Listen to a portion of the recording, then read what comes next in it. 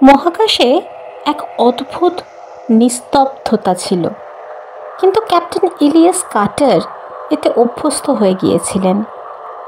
6 মাস ধরে দূরবর্তী গ্রহ কেপলার 442b এর কক্ষপথে এজিএস 7 মহাকাশ স্টেশনে একা কাটানোর পর একাকিত্বই তার একমাত্র সঙ্গী হয়ে উঠেছিল। তবুও এই শূন্যতার মাঝেও যেন কিছু ছিল, দূর থেকে তাকিয়ে থাকা, অপেক্ষা করা।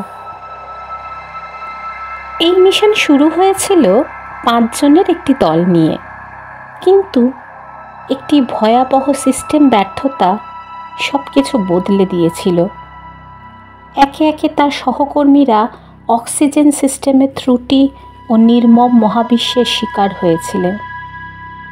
এখন শুধু ইলিয়াসই বেঁচে ছিলেন, উদ্ধারের সামান্য আশা নিয়ে।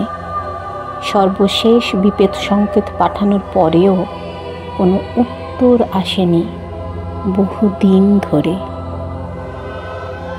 ইলিয়াস যোগাযোগ কনসোলে বসে পুরনো বার্তাগুলো বাজাচ্ছিলেন, শুধু স্ট্যাটিক শব্দ। হঠাৎ করেই এক দুর্বল সংকেত ভেসে এলো স্পিকারের মধ্যে দিয়ে। তার হৃদস্পন্দন দ্রুত হয়ে গেল। সে দ্রুত ফ্রিকোয়েন্সি ঠিক করল। ইলিয়াস, এখনো বেঁচে আছো? ভয়েসটি বিকৃত ছিল, কিন্তু সে এটি সাথে সাথে চিনতে পারল। মিশন কন্ট্রোল, সে জিজ্ঞাসা করল।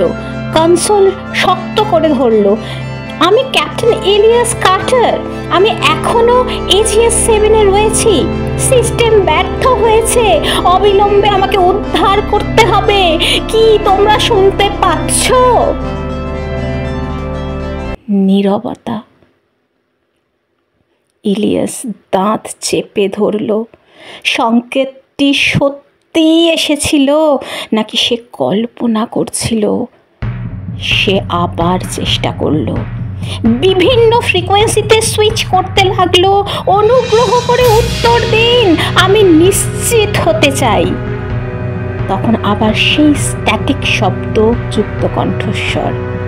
ইলিয়াস, তোমাকে চলে যেতে হবে, তুমি একা নও।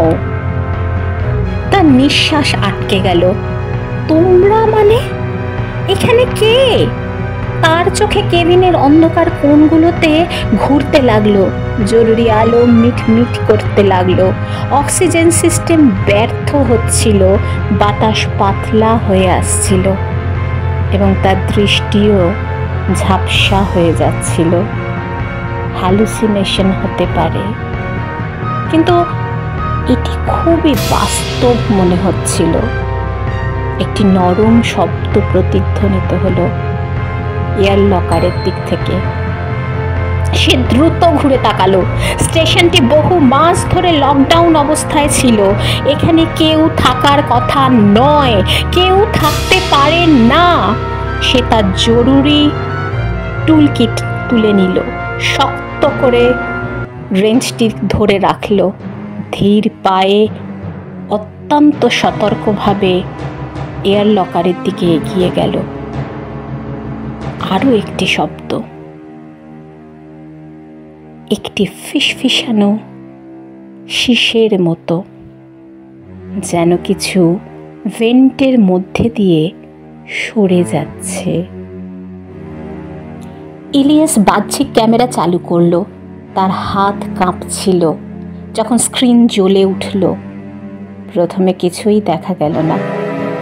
তারপর একটি ছায়া কেপলার 442b এর পটভূমিতে সরছিল।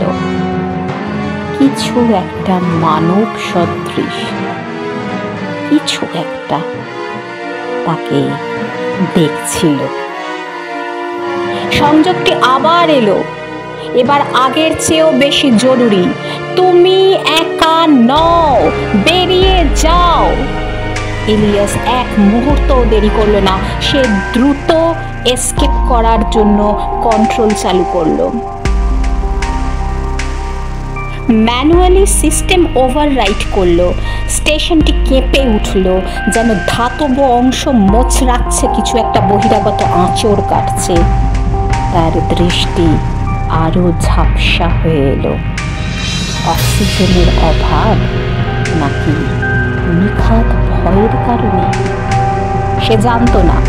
সে যখন নিজেকে পডের সিট বেল্ট বাঁধছিল, শেষবারের মতো এয়ার লকারের জানলার দিকে তাকানোর সাহস করলো। কিছু একটা তাকাচ্ছিল, ফাঁকা চোখ, দীর্ঘায়িত মুখ, কাঁচের ওপর চাপ দেওয়া আঙুলগুলো। এটি মানুষ ছিল না। লঞ্চ সিস্টেম শুরু হলো। এক প্রচন্ড গর্জনের সাথে পথটি বিচ্ছিন্ন হয়ে গেল, অজানার দিকে ধাবিত হলো।